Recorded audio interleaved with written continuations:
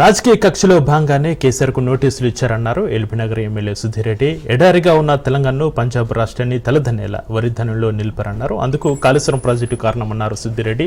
మేడిగడ్డలో 3 పిల్లర్లు కూలితే దాన్ని కాంగ్రెస్ పార్టీ రాజకీయం చేస్తుంది అంటున్న ఎమ్మెల్యే సుధీర్ రెడ్డితో మా ప్రతినిధి సైదులు ఫేస్ టు ఫేస్.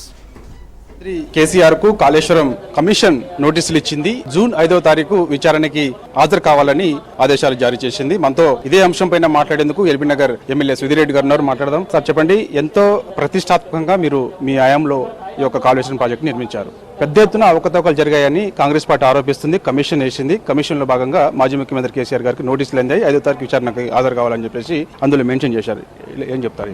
ఇది దివాళకోరు రాజకీయాలు. ఎందుకంటే కాళేశ్వరం ప్రాజెక్టు గట్టించల ఎకరాలకు నీళ్ళు ఇచ్చి భారతదేశ చరిత్రలో 2వ అతిపెద్ద ధాన్యం ప్రొడ్యూస్ చేసిన రాష్ట్రంగా తెలంగాణ రాష్ట్రం అవతరించిందంటే కేవలం కాళేశ్వరం ప్రాజెక్టు ద్వారానే.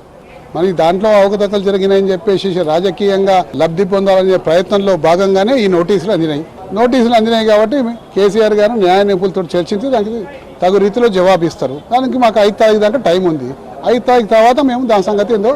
కాళేశ్వరం ప్రాజెక్టు ద్వారా కొత్త ఆయకట్టు వచ్చింది. కొన్ని లక్షల ఎకరాలకు మేము సాగునీరిచ్చామని మీరు చెప్తున్నారు. ఒక్క ఎకరానికి కూడా నీరు ఇవ్వలేదు. మొత్తం కొలాప్స్ అయిపోయింది. మేడిగడ్డ, అన్నారం, సుందిల్ల బ్యారేజీలు పనికి రాకుండా పోయాయి. ఎన్డీఎస్ఏ రిపోర్ట్ కూడా ఇచ్చిందని చెప్పేసి చెప్తున్నారు. మీరేమో పంజాబ్ తరహాలో తలదన్నే విధంగా మన తెలంగాణ రాష్ట్రంలో అత్యధికంగా వరి పండిందని మీరు చెప్తున్నారు. మరి ఏంటి, ఎవరిది?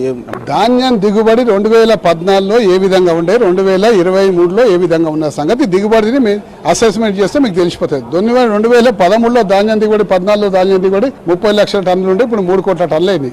ఇవన్నీ కూడా ఊరికే కావు.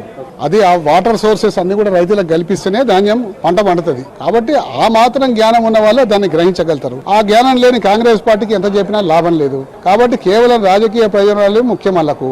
కాబట్టి ఇది రాజకీయ ప్రేరిత చర్య అని చెప్పేసి తెలంగాణ ప్రజలు భావిస్తున్నారు. దీనికి సరైన ధీటైన జవాబు ఇస్తామని కూడా ఈ సందర్భంగా మనం చేసుకుంటాం. కమిషన్ గడువు అనేక సార్లు ఈ ప్రభుత్వం పెంచింది. చివరిగా మాజీ ముఖ్యమంత్రి కేసీఆర్ కి, మాజీ మంత్రి ఇరిగేషన్ శాఖ మంత్రి ఉన్నటువంటి అప్పటి హరీష్ రావు గారికి, అప్పుడు ఫైనాన్స్ మినిస్టర్గా ఉన్నటువంటి ఈటెల రాజేందర్ గారికి నోటీసులు ఇచ్చింది. అంటే ఈ పెంచడము, ఈ సడన్ గా వీళ్ళు ముగ్గురికి నోటీసులు ఇవ్వడాన్ని బీఆర్ఎస్ పార్టీ విధంగా ప్రజలు అనుకుంటున్నారు. ఇన్నిసార్లు పెంచాల్సిన అవసరం ఏముంది, ఇది ఏదో కుట్ర జరుగుతుందని చెప్పేసి ఆల్రెడీ ప్రజలు అనుకుంటూనే ఉన్నారు. తప్పనిసరిగా కుట్ర జరుగుతుంది అనుకుంటున్నారు. దాని ప్రతిరూపమే ఇలా నోటీసులు.